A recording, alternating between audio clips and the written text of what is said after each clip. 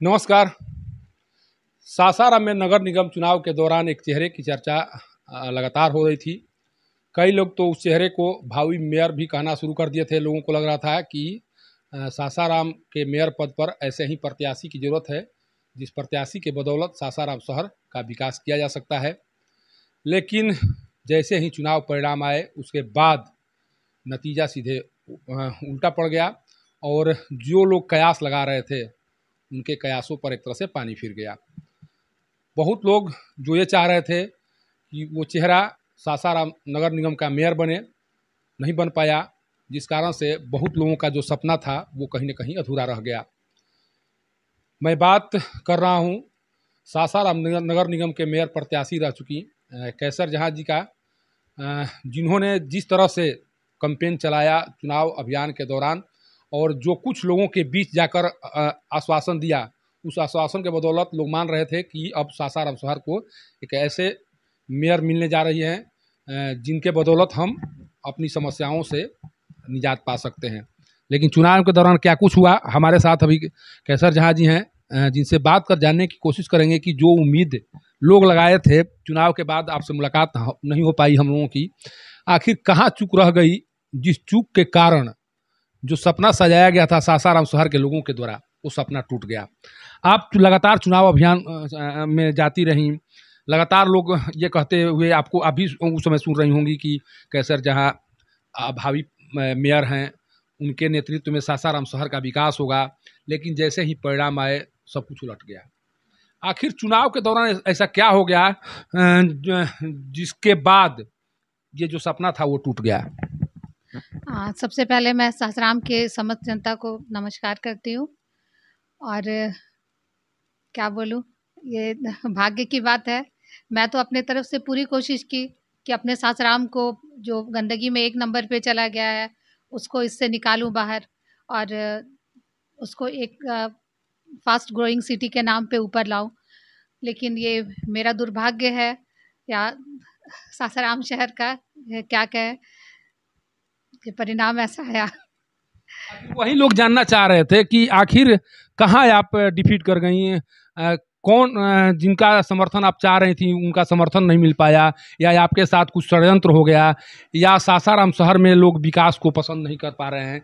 आखिर कहाँ वो चूक रही जिसके कारण से आपको हार का सामना करना पड़ा? फ्रैंकलिन स्पीकिंग कि षड्यंत्र सासाराम के लोगों के साथ, मेरे साथ साथ उनके साथ भी हुआ है।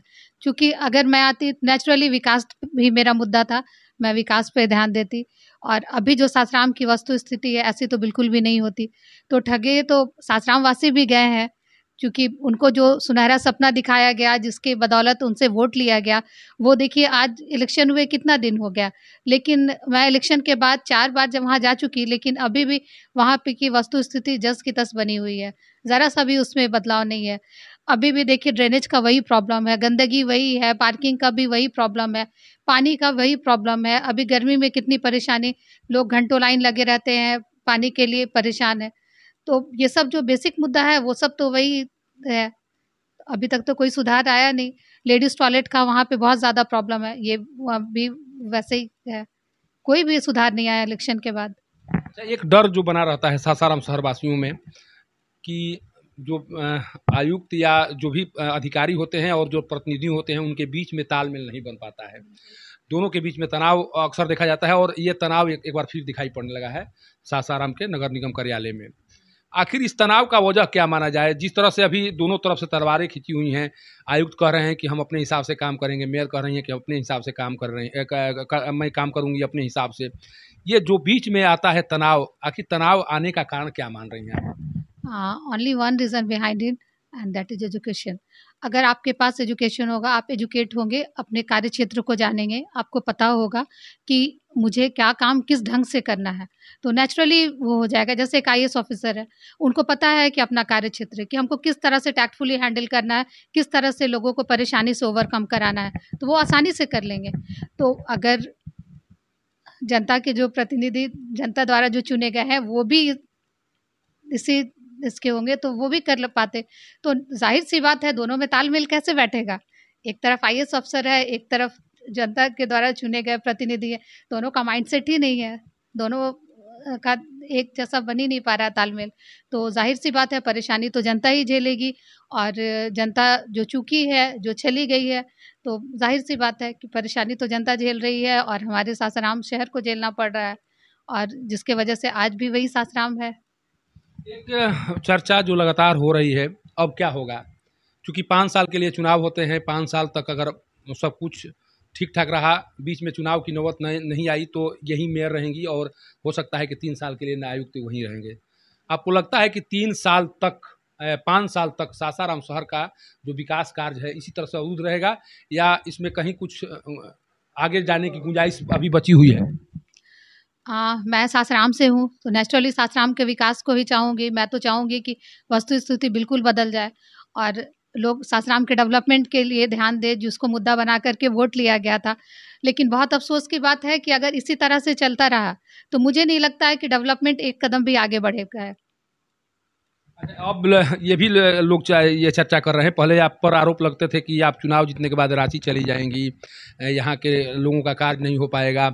लोग ये जानना चाह रहे हैं, बहुत से लोग थे जो आपके पक्ष में मतदान किए, आपसे जुड़े रहे, उम्मीद लगाए रहे कि नहीं, हमारी समस्याओं का समाधान उनके स्तर से होगा। चुनाव आप भले ही हार चुकी हों, लेकिन अभी भी बहुत से लोगों के दिलों में आप हैं। उनको लगता है कि कैसर जहाँ जी अगर सासाराम शहर में आए तो उनके द्वारा बहुत कुछ किया जा सकता है।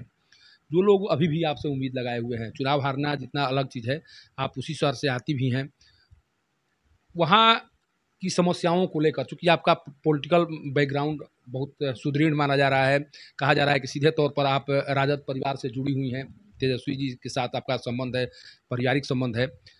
लोग ये जानना चाह रहे हैं कि उनके पास नगर विकास विभाग है, सासाराम शहर के बेहतरी के लिए आप क्या कर रही हैं अभी? जैसा कि मैं इलेक्शन के टाइम ही लोगों से कमिटमेंट की थी कि मैं आऊँ इस सत्ता में या नहीं आऊँ, लेकिन मैं हमेशा से तत्पर हूँ लोगों की मदद करने के लिए। अभी देखिए, जब एमएलसी का चुनाव हुआ था, सेम डे वहाँ पे दंगा हो गया था, तो मैं अपने शहर के बचाव के लिए उस टाइम में भी काम की थी, हाउस से भी मदद ली थी हम लोगों ने। उस टाइम में भी डैमेज कंट्रोल करने का पूरा काम किया था।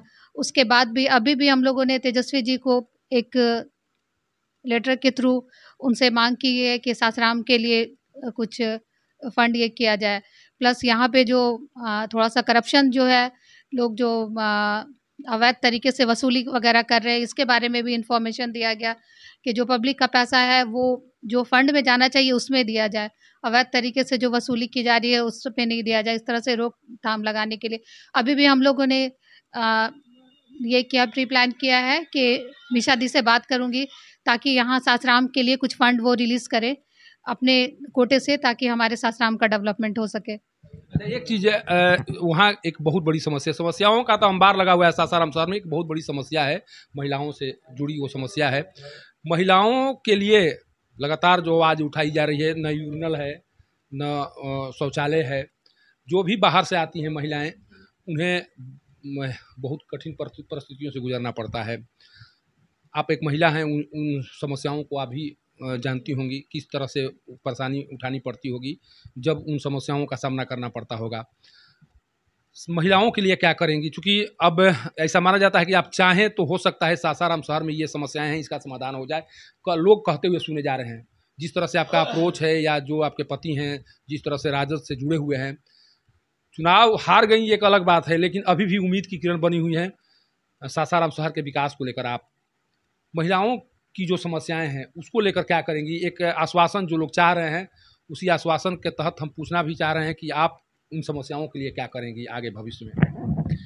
मैं जिस फंड की बात कर रही हूँ, अगर ऊपर वाले का साथ रहा, हमेशा दी से वहाँ पे फंड हम लोग मंगवा लेते हैं या तेजस्वी जी के थ्रू बात करके, तो सबसे पहले वहाँ पे लेडीज़ टॉयलेट का अरेंजमेंट कराऊँगी, क्योंकि चुनाव के वक़्त मैं खुद भी झेल चुकी हूँ और महिलाएँ जब बाहर से आती हैं, उनको भी बहुत परेशानी होती है। जगह-जगह पे लेडीज़ टॉयलेट होगा, और जो कचरा वगैरह है, गंदगी, वो सब साफ-सफाई करने के लिए उस पे फ़ोकस करेंगे। लोग अब ये जानना चाह रहे हैं कि आगे क्या करेंगे? चूँकि चुनाव तो आप हार गई हैं, एक हारे हुए प्रत्याशी के तौर पर अभी आप हैं, लेकिन आगे क्या, किस तरह की रणनीति है? क्या फिर से चुनाव लड़ना है, या किस तरह की राजनीति करना है? चूँकि राजनीति के क्षेत्र में आपका परिवार जुड़ा हुआ है, लोग एक उम्मीद लगाए हुए हैं कि इस परिवार से हो सकता है कि कुछ ऐसे प्रतिनिधि के तौर पर सामने आए जिनके माध्यम से सासाराम शहर की समस्याओं का समाधान हो सके। आगे किस तरह की योजना है, अगर मौका मिलता है, चूँकि मामला अभी कोर्ट में भी पेंडिंग है, हो सकता है कि कोर्ट का डिसीजन आए, उसमें मामला उलट भी सकता है, अवसर मिलता है आपको, एक बार फिर चुनाव मैदान में जाएंगी आप? बिल्कुल जाऊँगी, क्योंकि मेरा ये मुद्दा ही है सासाराम का विकास। तो मैं तो चाहूँगी अपनी आखिरी सांस तक कि सासाराम के विकास के लिए ही मैं काम करूँ। और मैं चुनाव हार गई वो अलग बात है, लेकिन लोगों का प्यार जो मुझे मिला, इतने लोग जो मुझे वोट दिए, वो तो मैं जीत गई ना, उनके प्यार को तो मैं जीती हूँ। तो मैं भले ही पद पे रहूँ ना रहूँ, लेकिन मैं सासाराम के विकास के लिए कार्यरत हूँ। एक अंतिम संदेश जो देना चाहें, जो आपके समर्थक रहे हों या जो आपके लिए काम किए हों चुनाव में, आप कुछ ऐसा संदेश जिस संदेश की बदौलत जो हार का गम उन्हें भी सता रहा है, क्योंकि आप जब हारी तो उन्हें लगा कि मैं भी हार चुका हूं, आपके समर्थन में वो उतरे थे, उनके लिए, ताकि उनका जो मनोबल है वो आगे भी बना रहे, आप चुनाव मैदान में आएँ तो हो सकता है उसी मनोबल के साथ आपका सहयोग करें। उनके लिए जो आपके हार से टूट चुके हैं, क्या संदेश देना चाहेंगे? मैं उनको यही संदेश देना चाहूँगी कि आप निराश बिल्कुल भी मत होइए। मैं आपके साथ हूँ, और जिस भरोसे से आप लोग मुझे वोट किए हैं, तो फिर मैं चाहूँगी कि अपना भरोसा बनाए रखिए, इंशाल्लाह जीत ज़रूर होगी, सासाराम का विकास ज़रूर होगा। देखिए, यही वो कैसर जहाँ जी हैं, जिसको सासाराम के अधिकतर लोग मान चुके थे कि चुनाव होने के बाद ये उस कुर्सी पर बैठेंगी जो कुर्सी सासाराम के मेयर के लिए बनाया गया है। लेकिन वो षड्यंत्र जो जिस तरह से ये बता रही हैं, उस षड्यंत्र का शिकार ये हो गई। जो षड्यंत्र करने वाले लोग थे वो नहीं चाह रहे थे कि कैसर जहाँ जी आएँ उन समस्याओं का समाधान करें, जिस समस्याओं के समाधान के बदौलत यहाँ के लोगों के दिलों में उतरें, उसी षड्यंत्र का शिकार शायद ये हो चुकी हैं। और आज जो स्थिति है, उस स्थिति के बाद लोग अब कहना शुरू कर चुके हैं, सासाराम शहर में जब हम लोग घूमते हैं, जाते हैं, लोगों से बात करते हैं, तब लोग कहते सुने जाते हैं कि आज कैसर जहाँ जी होती तो शहर की स्थिति आज नहीं होती। आज जो दोनों के बीच में तनाव है, नगर आयुक्त और मेयर के बीच में जो तनाव है, शायद उस तनाव वो तनाव नज़र नहीं आता, कारण कि उनमें उस अधिकारी को हैंडल करने की क्षमता थी। वो एक विजन लेकर आई थी और उस विजन के माध्यम से सासाराम शहर का विकास कर सकती थी, लेकिन हार गई। उनके साथ साथ कैसर जहाँ जी चुनाव नहीं हारी हैं, उनके जो हज़ारों समर्थक हैं वो चुनाव हारे हैं, लेकिन इनका कहना है कि मनोबल अभी हारना नहीं है, मनोबल को गिराना नहीं है। मैं फिर एक बार आऊँगी और सासाराम की जनता के लिए जो मन में एक सपना मेरे मन में है, उस सपना को मैं ज़रूर पूरा करूँगी। खासकर महिलाओं के लिए, इनके द्वारा, इनके पति के द्वारा अभी एक पत्र लिखा गया है, जो नगर विकास मंत्री हैं तेजस्वी जी, उनको एक पत्र लिखा गया है और उस पत्र के माध्यम से मांग की गई है कि सासाराम शहर में महिलाओं से जुड़ी जो समस्याएं हैं, उस समस्याओं के समाधान को लेकर कुछ कार्य किया जाना चाहिए, ताकि सासाराम शहर की समस्याओं का समाधान हो सके। सोचिए कि चुनाव हारने के बाद भी ये परिवार लगा हुआ है सासाराम शहर की समस्याओं के समाधान को लेकर। तो अगर ये चुनाव जीते होते तो क्या होती, ये तो कल्पना ही किया जा सकता है। लेकिन आज जो कसक हजारों लोगों के दिलों में है, इस कसक को हो सकता है कि आने वाले समय में लोग ज़रूर पूरा करें और ये बता दें कि कैसर जहाँ न केवल लोगों के दिलों में राज करती हैं, बल्कि उनके माध्यम से सासाराम शहर की समस्याओं का समाधान भी कराया जा सकता है। रांची से पब्लिक न्यूज़ के लिए सत्येंद्र चौबे की रिपोर्ट।